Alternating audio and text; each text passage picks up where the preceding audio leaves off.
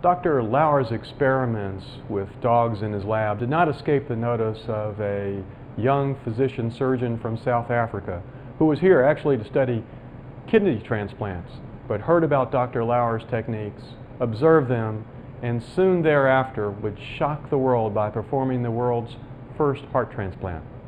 And now Christian Bernard comes in. Do you have vivid recollections of him, or? Yeah, some.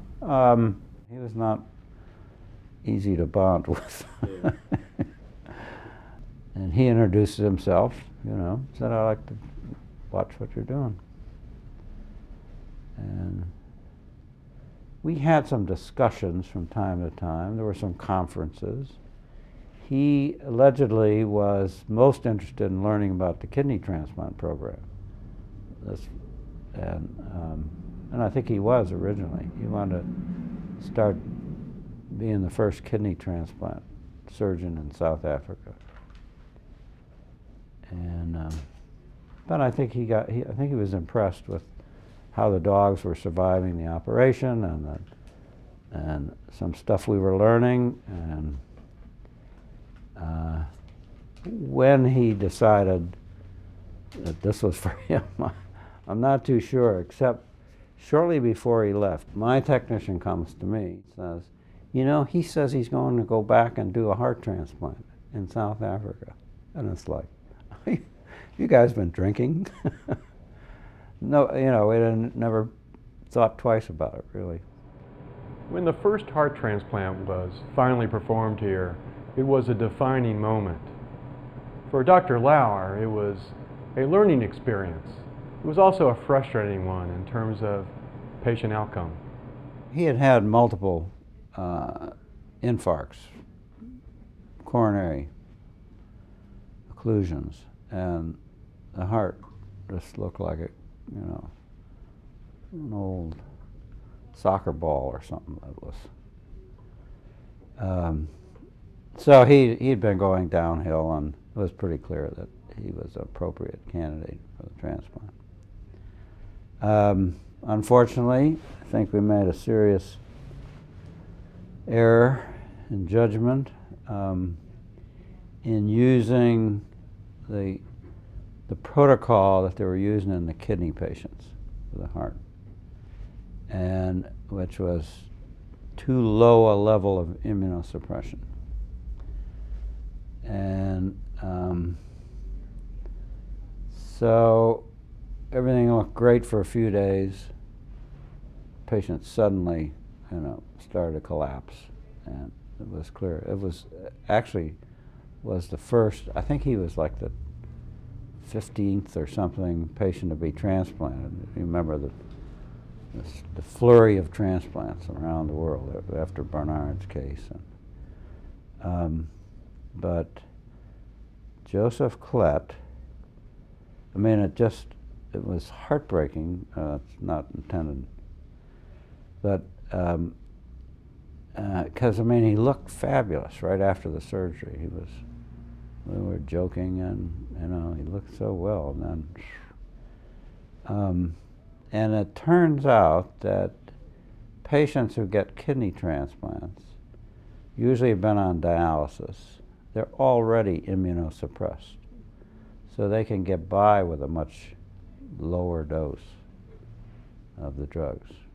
Well, we learned. But he served the purpose of eventually, you know, it was 4 years after that the case came up, because of the statute of limitation, on the day of the statute of limitations expired or something, which would have been 2 years. Here comes the lawsuit. It took them almost 2 years from that time to get to the trial. And so it was kind of putting a damper on doing transplants, but we did it. We had done a few more. We did Lewis Russell. That was the one that had the longest Yeah. survival. Yeah. You remember, though, being when you heard that there was going to be a lawsuit? And Yep, I do. did it shock you? No, I wasn't. I must say I didn't worry too much about it. I mean, there was a lot of other stuff keep one from dwelling on things like that. But ultimately, the lawyers for St. Paul impressed on us that we really needed to be serious about this, that it was going to be a significant case. They were suing for $1 million or something. And I don't know if you ever heard, but you know, we probably should have lost that case because of the statute in Virginia, which said, yes, you could use unclaimed bodies, but it said after 24 hours. There was a time frame. And if our friend Doug had read that, he would have jumped up and down, but he didn't. He missed it. He missed it. But at any rate, it was the key part of the whole trial was Chris Compton. And I mean, he ran that trial like, he was very strict. It was pretty well along in the trial, I think, maybe even near the end, that it was clear that Compton had been won over.